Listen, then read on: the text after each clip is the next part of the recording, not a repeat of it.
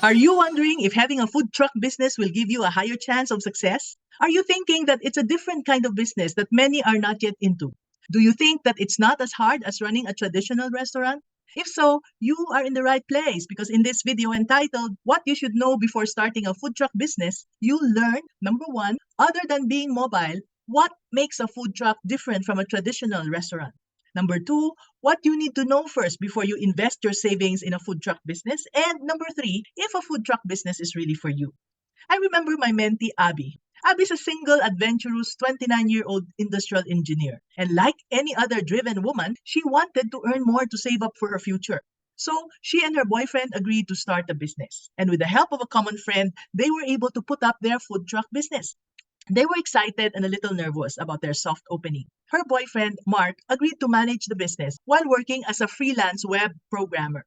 They hired a cook so Mark can focus more on the inventory, sales, service, and marketing. And Abby would pitch in whenever she could.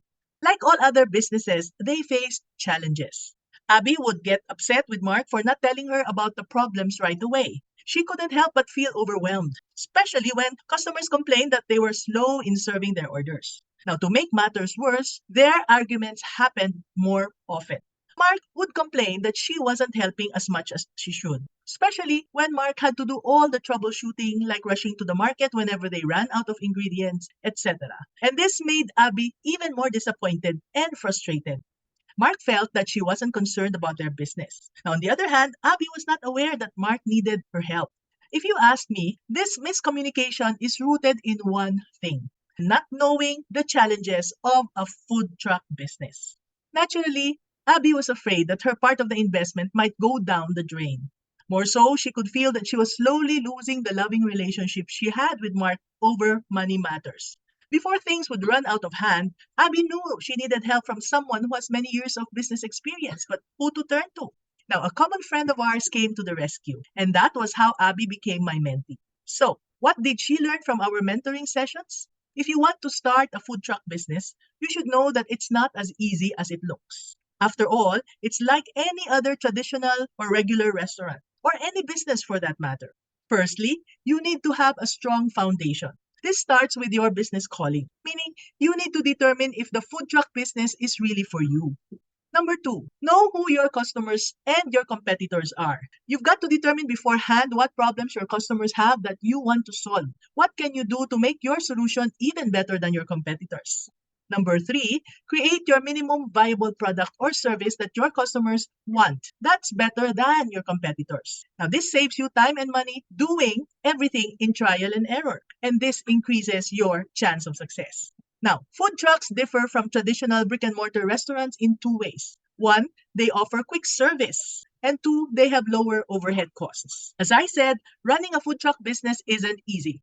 From Abby and Mark's experience, they face these challenges. Number one, wearing too many hats. Remember how Mark complained about doing most of the tasks in their business? Hiring a cook may not be enough to keep things running smoothly, so they may need to hire an extra pair of hands. Number two, lack of system in the kitchen. To have an efficient kitchen, you need to have a system in place. Without it, it will be hard to make sure that you're able to complete the orders on time. Moreover, who wants to work in a disorganized kitchen? You'll waste valuable time trying to find where the sauce is and all, etc., etc. Number three, not keeping track of inventory. Imagine a customer ordering food on your menu because she's craving it, only to find out that it's not available. She'll be disappointed, right? You will lose a customer and word may spread like wildfire. Soon your business may run out of customers. And number four, not selling enough. You can keep your options open rather than stick to selling your food on the street, considering catering for private events. After realizing all this, Abby and Mark had a long talk.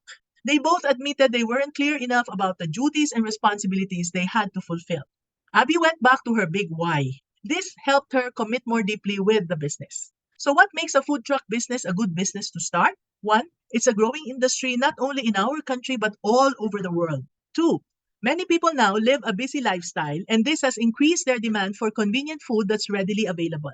Three, it's flexible, meaning you can offer food in different ways like private catering services for birthdays and other occasions. Lastly, before we end this video, let me share with you what I always tell my mentees. Never start a business you're not familiar with. You need to be crystal clear about why you want to start one. This is Mommy N, your Mommy Negosyo, saying, be business minded, Pinoy.